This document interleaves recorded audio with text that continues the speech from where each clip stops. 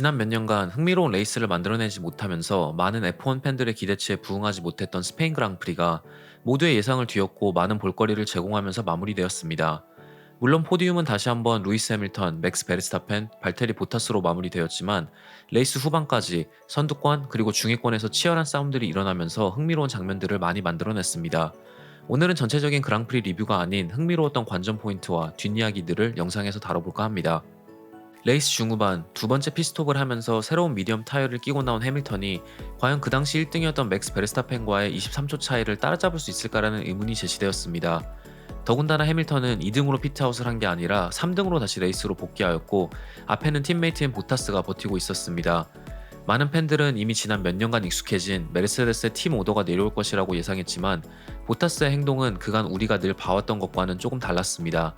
메르세데스 엔지니어들은 보타스에게 여러 번 무전으로 해밀턴과 자리를 바꾸라는 말을 했지만 보타스는 해밀턴에게 쉽게 순위를 내어줄 생각이 없어 보였습니다. 결국 10번 코너에서 자리를 내어주긴 했지만 이마저도 자신의 차를 바깥쪽으로 포지셔닝하면서 해밀턴의 페이스에 미세하나마 악영향을 줬습니다. 레이스가 끝나고 인터뷰에서 보타스는 아마 조금 더 일찍 포지션을 내어줬을 수도 있었을 것이다. 하지만 난 나의 레이스도 생각해야 하기 때문에 계산적일 수밖에 없었다. 난 패스티스트 랩을 통해 드라이버 챔피언십 포인트를 1점 더 챙기고 싶었고 뒤에 따라오던 르클레어와 충분한 거리를 벌려 안전하게 피트인을 하고 싶었다. 팀에선 해밀턴의 페이스를 막지 말라고 얘기하였지만 내가 말한 것처럼 난 내 레이스에 집중하고 있었다. 난 단순히 다른 사람들에게 추월당하려고 여기에 있는 것이 아니다. 난 레이스를 하는 중이다. 라는 말을 합니다. 이에 대해 해밀턴은 솔직히 난 보타스에게 그런 메시지가 전달되었는지 몰랐다. 난 그냥 우리가 레이스 도중에 배틀을 하고 있었다고 생각했고 난 그건 정당하다고 생각한다. 특히 시즌 초반에는 말이다. 난 속으로 그래 이만큼 거리를 좁혔으면 추월을 해야겠다라고 생각하고 있었다. 우린 이미 다른 타이어 작전을 가지고 레이스를 진행하였기 때문에 그립이 더 많이 남아있던 타이어를 끼고 있던 내가 10번 코너에서 보타스를 추월할 수 있을 거라 생각했다.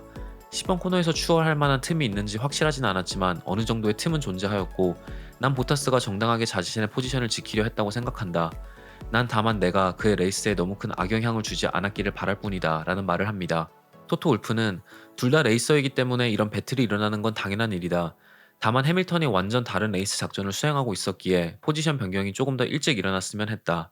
하지만 우린 좋은 결과를 내었고 보타스는 힘든 레이스를 펼쳤기에 그가 짜증이 많이 났다면 난 이해할 수 있다. 혹시라도 만약에 우리가 이 일 때문에 레이스 우승을 놓쳤다면 난 그에게 할 말이 많았을 것이다. 하지만 오늘은 우리 모두가 발전할 수 있는 좋은 경험이었다고 생각한다 라는 말을 합니다. 24번째 바퀴에서 나온 레드불의 4.2초 슬로우 핏스톱이 핏스톱 크루의 실수 때문이 아니라 엔지니어와 베르스타펜이 서로의 무전을 제대로 이해하지 못해 벌어진 사고라는 말을 크리스천 호너와 헬무트 마르코가 인터뷰에서 했습니다.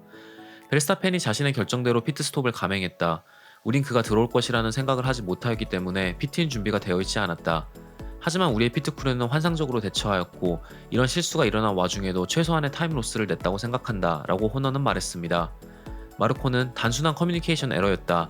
레이스 엔지니어는 다음 바퀴에 피트인을 해 라는 말을 했고 맥스는 지금 피트인을 하라는 말로 알아들었다 라는 말을 합니다. 이번 그랑프리에서도 레드불의 맥스 베르스타펜은 홀로 메르세데스의 두 드라이버와 선두권에서 힘든 싸움을 펼쳤습니다. 이미 1, 2, 3등과 중위권의 거리가 많이 벌어진 상태에서 해밀턴은 뒤에서 추격당할 것이라는 부담 없이 두 번째 pit스톱을 여유롭게 진행할 수 있었고 이미 퀄리파잉부터 미디엄 타이어를 두 세트 보존했던 메르세데스의 작전은 순조롭게 성공할 수 있었습니다.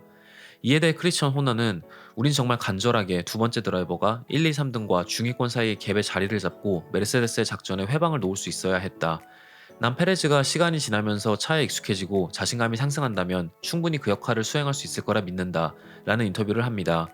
한편 페레즈는 퀄리파잉부터 어깨 통증을 호소하면서 힘들어하였고 결국 레이스에서도 퀄리파잉에서의 부진을 떨쳐내지 못하고 5등으로 레이스를 마무리하였습니다. 포르투갈 그랑프리에서 새로운 업그레이드 패키지를 랜스 스트롤에게만 장착하면서 이런저런 테스팅을 진행했던 에스턴 마틴이 스페인 그랑프리에선 두 드라이버 모두에게 업그레이드 패키지를 제공하면서 조금 더 향상된 페이스를 기대하게 만들었습니다. 하지만 베텔과 스트롤 둘 다 스페인에서 포인트를 획득하는 데 실패하였고 중위권의 최강자로 군림하고 있는 페라리와 맥라렌과도 뚜렷한 성능 격차를 보여줬습니다. 전문가들은 에스턴 마틴의 AMR21이 다운포스가 아직도 부족하다는 평가를 내렸고 이로 인해 베텔은 아직도 차에 적응하지 못한다는 결론을 내렸습니다. 베텔은 레이스 직후 난 아직도 포인트를 획득할 만한 페이스가 없다. 전체적으로 봤을 때 냉정하게 우리의 페이스와 위치를 알 수 있는 레이스였다고 생각한다 라는 말을 짧은 인터뷰에서 남깁니다. 지난 포르투갈 그랑프리에서 매우 뛰어난 페이스를 보여줬던 알핀이었지만 페르난도 알론소는 팀의 포르투갈 그랑프리에서의 성적을 확실한 페이스의 발전이라고 결단 내리기 어렵다는 말을 했습니다. 엔지니어들도 알론소도 페이스의 발전의 이유를 확실하게 내리지 못하고 있던 중 스페인 그랑프리에서도 좋은 페이스를 보여준 알핀의 성능은 거짓말같이 너무 좋다라고 알론소는 말했습니다. 우린 포르투갈에서 엄청난 성능 향상을 이뤄냈지만 과연 이것이 포르티마오 서킷에서만 국한된 것인지 알 수가 없었다. 하지만 바르셀로나에서 우린 이것이 전반적인 성능 향상이라는 걸 확인할 수가 있었다라는 말을 알론소는 남깁니다.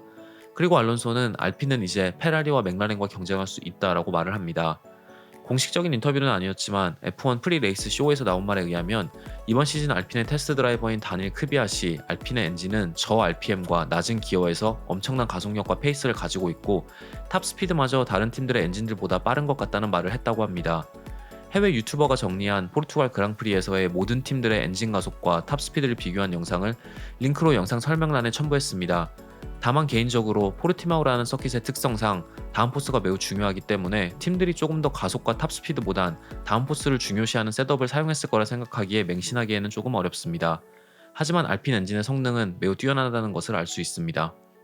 레드불의 차세대 스타로서 헬무트 마르코에게 낙점된 유키 치노다가 스페인 그랑프리에서 초반 엔진 문제로 리타이어하면서 포인트 획득에 실패했습니다.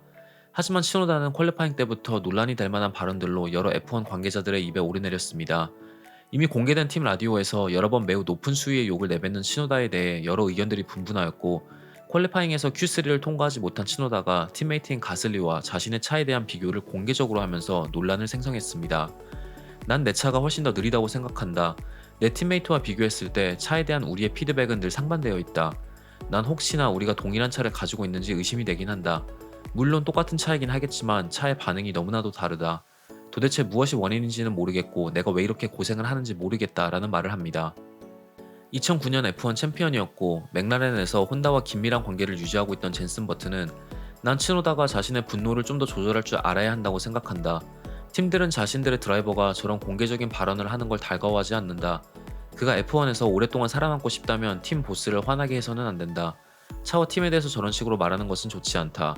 치노다는 자신의 팀메이트가 무엇을 어떻게 하고 있길래 다른 결과가 나오는지 알아볼 필요가 있고 그건 공개적으로 이뤄질 필요가 없다라는 말을 합니다.